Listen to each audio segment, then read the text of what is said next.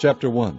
The burden of Nineveh, the book of the vision of Nahum the Elkoshite. God is jealous, and the Lord revengeth. The Lord revengeth, and is furious. The Lord will take vengeance on his adversaries, and he reserveth wrath for his enemies. The Lord is slow to anger, and great in power, and will not at all acquit the wicked. The Lord hath his way in the whirlwind, and in the storm, and the clouds are the dust of his feet. He rebuketh the sea, and maketh it dry, and drieth up all the rivers. Bashan languisheth, and Carmel, and the flower of Lebanon languisheth.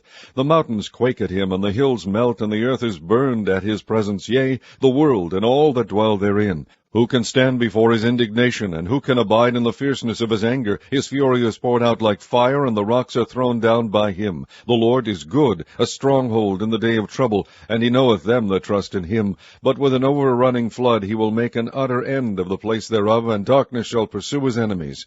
What do ye imagine against the Lord? He will make an utter end. Affliction shall not rise up the second time. For while they be folden together as thorns, and while they are drunken as drunkards, they shall be devoured as stubble fully dry. There is one come out of thee that imagineth evil against the Lord, a wicked counselor. Thus saith the Lord, though they be quiet, and likewise many, yet thus shall they be cut down, when he shall pass through. Though I have afflicted thee, I will afflict thee no more. For now will I break his yoke from off thee, and will burst thy bonds in sunder.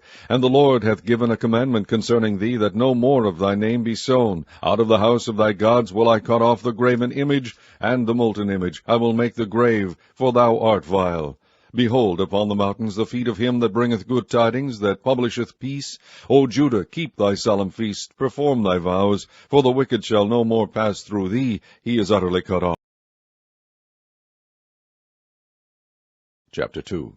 He that dasheth in pieces is come up before thy face. Keep the munition, watch the way, make thy loins strong, fortify thy power mightily. For the Lord hath turned away the excellency of Jacob as the excellency of Israel, for the emptiers have emptied them out, and marred their vine branches. The shield of his mighty men is made red, the valiant men are in scarlet. The chariot shall be with flaming torches in the day of his preparation, and the fir tree shall be terribly shaken. The chariot shall rage in the streets, they shall justle one against another in the broad ways. They shall seem like torches, they shall run like the lightnings.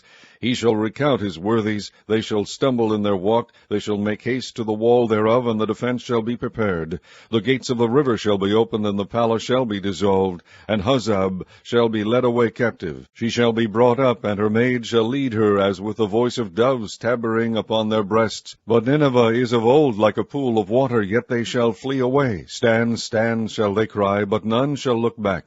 Take ye the spoil of silver, take the spoil of gold, for there is none end of the store and glory out of all the pleasant furniture. She is empty and void and waste, and the heart melteth, and the knees smite together, and much pain is in all loins, and the faces of them altogether blackness. Where is the dwelling of the lions, and the feeding place of the young lions, where the lion, even the old lion, walked, and the lions whelp, and none made them afraid? The lion did tear in pieces enough for his whelps, and strangled for his lionesses, and filled his holes with prey, and his dens with raven. Behold, I am against thee, saith the Lord of hosts, and I will burn her chariots in the smoke, and the sword shall devour thy young lions, and I will cut off thy prey from the earth, and the voice of thy messengers shall no more be heard. Chapter 3. Woe to the bloody city! It is all full of lies and robbery. The prey departeth not. The noise of a whip, and the noise of the rattling of the wheels, and of the prancing horses, and of the jumping chariots. The horseman lifteth up both the bright sword and the glittering spear, and there is a multitude of slain, and a great number of carcasses, and there is none end of their corpses. They stumble upon their corpses, because of the multitude of the whoredoms of the well-favored harlot, the mistress of witchcrafts, that selleth nations through her whoredoms, and families through her witchcrafts. Behold, I am against thee, saith the Lord of hosts, and I will discover thy skirts upon thy face, and I will shew the nations thy nakedness, and the kingdoms thy shame. And I will cast abominable filth upon thee, and make thee vile, and will set thee as a gazing stock. And it shall come to pass, that all they that look upon thee shall flee from thee, and say, Nineveh is laid waste. Who will bemoan her? When shall I seek comforters for thee? Art thou better than Populus? No, that was situate among the rivers, that had the waters round about it, whose rampart was the sea, and her wall was from the sea. Ethiopia and Egypt were her strength, and it was infinite. Put and Lubim were thy helpers, yet was she carried away, she went into captivity. Her young children also were dashed in pieces at the top of all the streets, and they cast lots for her honorable men, and all her great men were bound in chains. Thou also shalt be drunken, thou shalt be hid, thou also shalt seek strength because of the enemy. All thy strongholds shall be like fig trees with the first ripe figs. If they be shaken, they shall even fall into the mouth of the eater. Behold, thy people in the midst of thee are women. The gates of thy land shall be set wide open unto thine enemies. The fire shall devour thy bars. Draw thee waters for the siege. Fortify thy strongholds. Go into clay, and tread the mortar. Make strong the brick kiln.